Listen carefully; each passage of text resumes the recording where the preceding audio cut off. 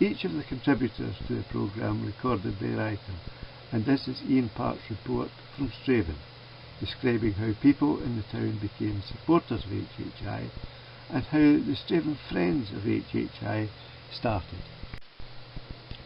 Because we expected a number of Zoom viewers would know little about Strathaven, a couple of shots of the town were shown. This is a view of the church Ron Prosser worshipped in as a young man. It was called the Rankin Church, but after the union with the East Church, it's now known as the Trinity Church. In 2007, Strathaven Scouts celebrated their centenary, and Kings and Queens Scouts were invited to a Holyrood garden party. The local Scouts had not seen Ron for half a century, or had never met him, but a friendship quickly developed. Ron's plane back to Wales did not depart until later in the evening, so we shared a meal. And interested to know about Ron's life since he left Strathaven, we were overcome by this man's passion to help others less fortunate than himself. So much so that we decided to help Ron's charity. Essentially because we have friendship with Ron, and the fact that no funds raised were diverted. All donations benefit the groups HHI supported in India and Zambia. I'm sure few of us realised how important this meeting would be for HHI and the town of Strathaven. The first effort to raise funds for HHI was in 2007, when Explorer Scouts took part in the Run with the Wind event in Strathaven. The group shown raised £500 for the charity. The next event Strathaven Scouts joined HHI in was a trip of Explorer Scouts who went to Zambia in 2008,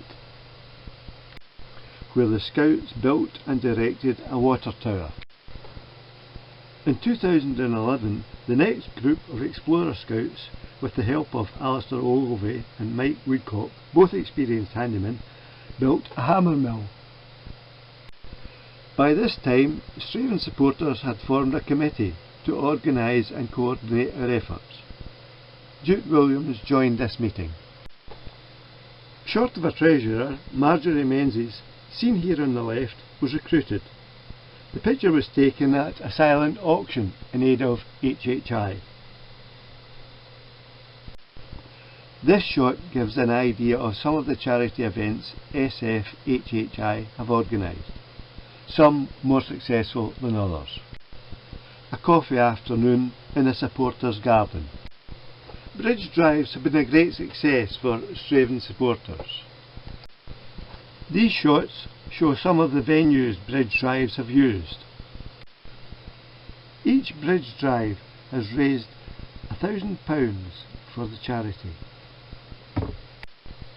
Raffles at bridge drives have raised a great deal of money thanks to the prize providers and the bridge players buying tickets. We've had Scottish evenings with a nod to Rabbie Burns. These slides show a retired minister giving the address to the haggis. The Round Strathaven 50 is a cycle event of 50 miles around the town of Strathaven, and from very modest beginnings, the event now boasts more than 500 cyclists and 100 volunteers. The idea of the RS50 was to raise funds for scouting in Strathaven, but the original committee decided others should also benefit. Half the cash raised going to scouts and half going to charity. Originally, all the administration was completed by hand on the day of the RS50. Now it's done online before the event takes place. The start of the RS50, and some more shots showing the number of cyclists taking part. In 2014, Alan, Jute's husband, completed the RS50, and as you saw in the previous slide, Jute helped with the administration.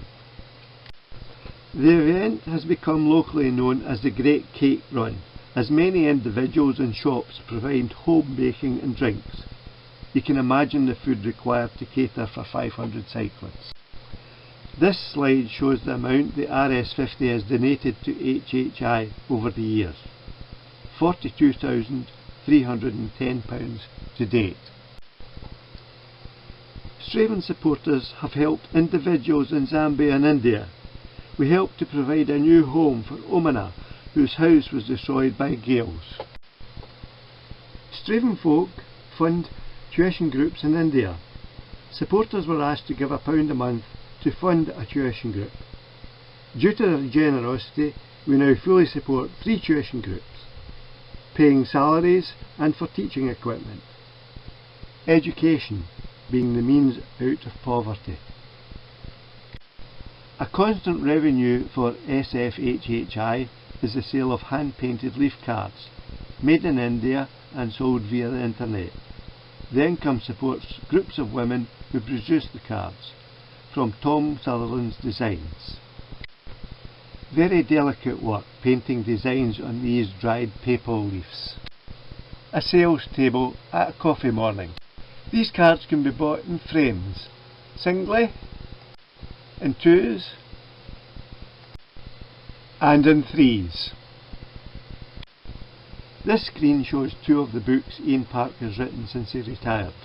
One describing in pictures and words all the Scottish Munros, that's mountains higher than 3,000 feet in Scotland. The second book is a biography of HHI's Man of India, Tom Sutherland. All the proceeds of these books go to HHI. This slide shows the websites for HHI and our local website where leaf cards, Ian's books and our latest news can be seen. That's all for now, folks.